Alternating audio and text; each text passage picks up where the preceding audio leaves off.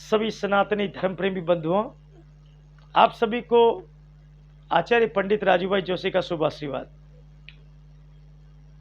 आपको मैं बताता हूं गणेश जन्म के बारे में।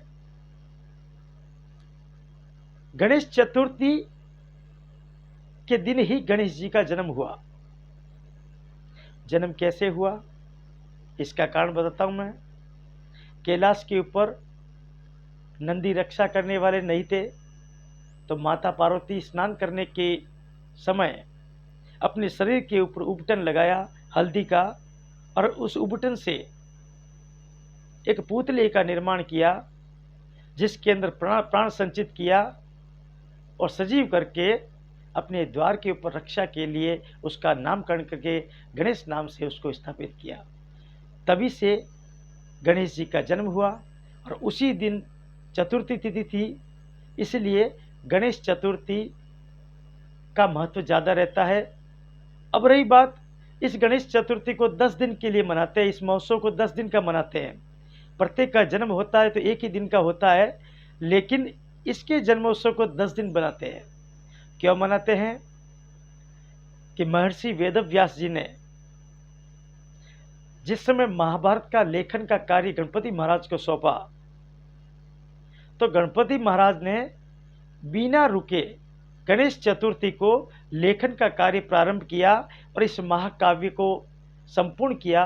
10 दिन के अंदर अनंत चौदस की तिथि के अंदर ये पूर्ण हुआ।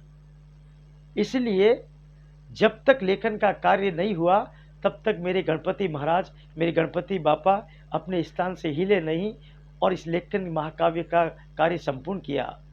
इसीलिए 10 दिन तक गणेश महोत्सव मनाया जाता है। गणेश महोत्सव का जो महत्व है, उस महत्व के बारे में आपको बताता हूं कि गणेश महोत्सव के अंदर क्या है। इसका महत्व यह है कि गणपति की स्थापना करने से घर में ऐश्वर्य, समृद्धि, रिद्धि सिद्धि, आनंद, शुभ लाभ, धन धान्य, सभी चीज़ों की पूर्ति होती है। नाम विघ्न विनायक है, सारे विघ्न हरते हैं।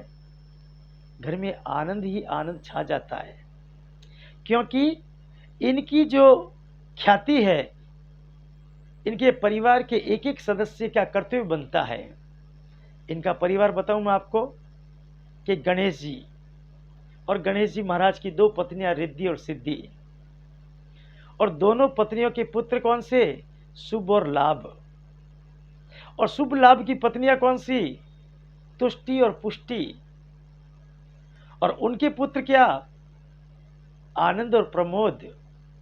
तो इसलिए रिद्धि सिद्धि, शुभ लाभ, तुष्टि पुष्टि, आनंद, समृद्धि, ऐश्वर्य, क्या बात है।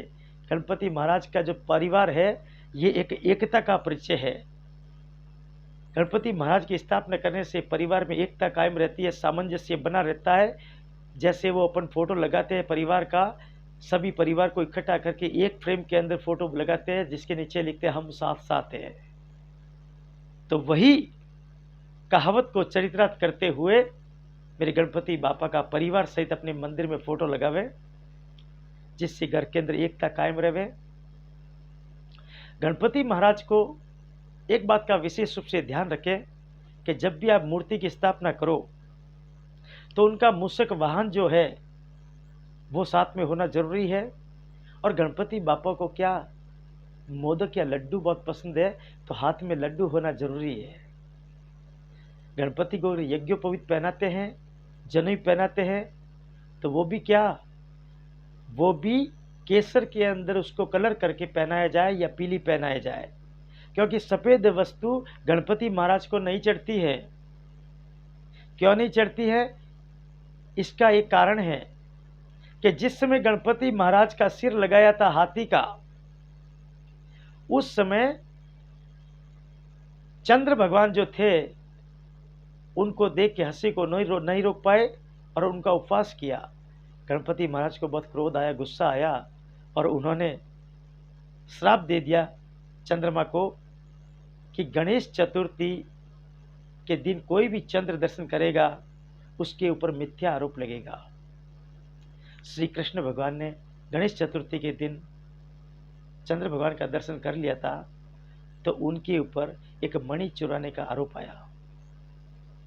फिर उन्होंने उसके निवारण के लिए गणेश भगवान का पूजन किया, स्तोत्र किया, प्रसाद चढ़ाया, आरती की, तब जाके दोष मुक्त हुए।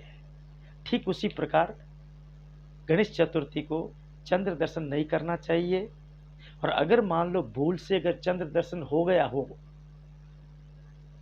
तो गणपति के द्वादश नाम का उच्चारण करना चाहिए। प्रणमं शीर्षा देवं गौरी पुत्र विनायकम भक्त्या वासम स्वे नित्यम आयुष कामार्थिदते प्रथम वक्रतुंडश्च एकदंतम दित्यकम तीर्थे कृष्ण पिंगाक्षम गजवक्रम चतुर्कम लंबोदरस्व पंचमम षष्ठम विकटमेव च सप्तम विघ्नराजेन्द्र च धूम्रवर्णम तथाष्टकम नवम बालचंद्र दशमंतु विनायकम एकादशे गणपति द्वादशंतु गजानन। ये 12 गणपति के नाम है, वो लेने से दोष मुक्त हो जाते हैं।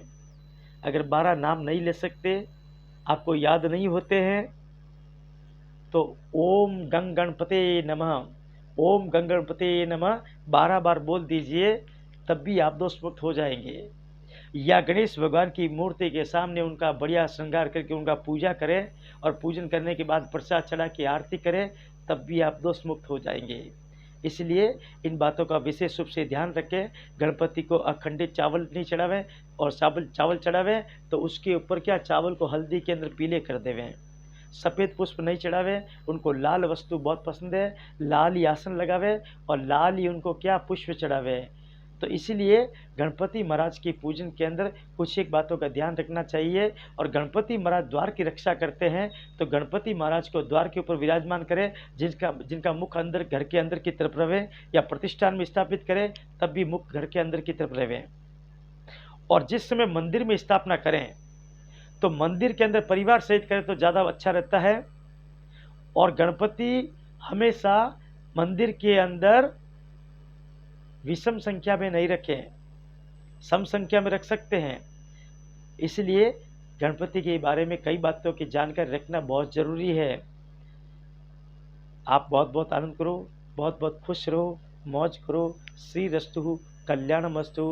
गणपति महाराज की असीम कृपा से आपके प्रतिष्ठान के अंदर, आपके घर के अंदर आनंद की वर्षा होवे, धन की वर्षा होवे। बहुत बहुत आनंद करो।